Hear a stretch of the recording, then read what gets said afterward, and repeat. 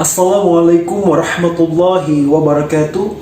Alhamdulillah wa kafa. Assalatu wassalamu rasuli mujtaba Muhammadin al-Mustafa wa ala alihi wa sahbihi wa kulli man ihtabi huda.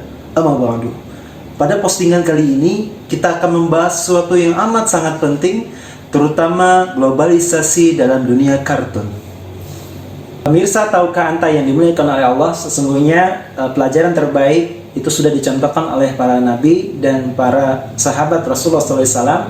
Akan tetapi di era sekarang globalisasi yang makin canggih, handphone, Android, data yang begitu cepat, kita tidak bisa terlepas dengan tontonan yang hari ini jadi tuntunan anak-anak.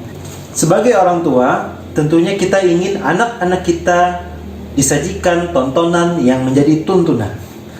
Akan tetapi kartun atau tokoh kartun di dalam dunia mereka tidak bisa kita lepas dari itu semua. Meskipun mungkin ada orang tua yang sengaja tidak punya televisi di rumahnya, tapi anak-anak pasti punya jatah laptop atau jatah Android yang dipegang dia. Sehingga kartun-kartun tidak lepas dari kehidupan mereka. Dan mau tidak mau, kita sebagai orang tua untuk memberikan pembimbingan. Adapun bentuk pembimbingan yang bisa kita lakukan, contoh seperti berikut ini. Oke, ada Doraemon. Apa pelajaran yang bisa kita berikan untuk tokoh kartun Doraemon? Oke, ini petikan yang pertama. Dari Doraemon, anak-anak belajar yang namanya setia kawan.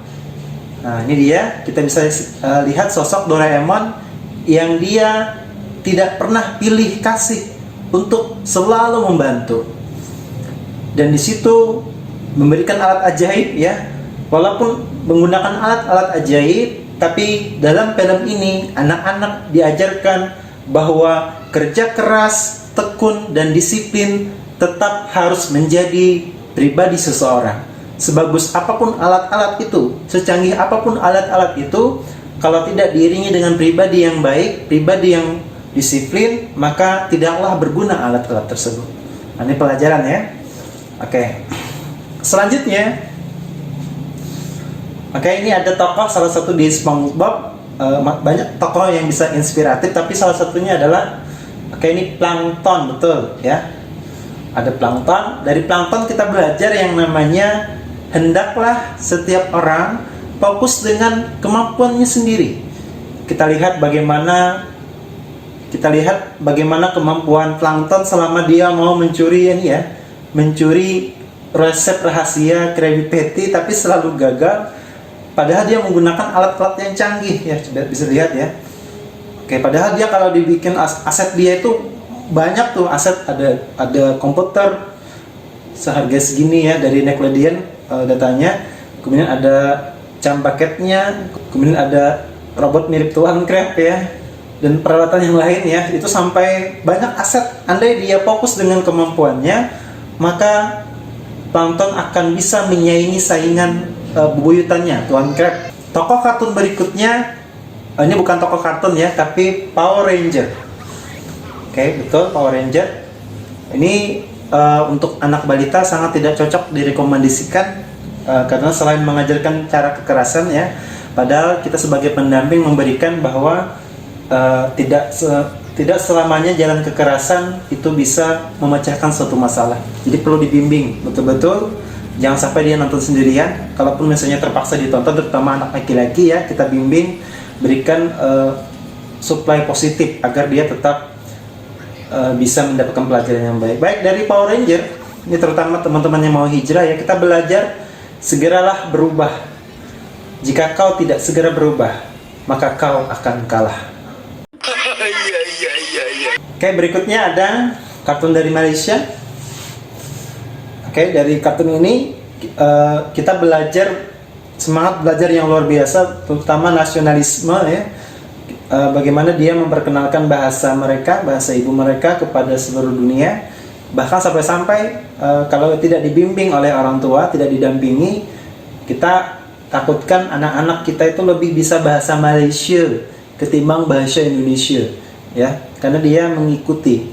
Mereka bisa salah apa yang kita minta anak-anak itu, tapi mereka tidak pernah salah dalam hal mengikuti, ya. Jadi memang keteladanan merupakan pelajaran terbaik bagi anak-anak. Oke, itu Malaysia, nasionalisme. Kemudian yang bagus di situ adalah banyak ya yang semangat tentang Islam, ada Nusa Dendara ya kalau di Indonesia itu.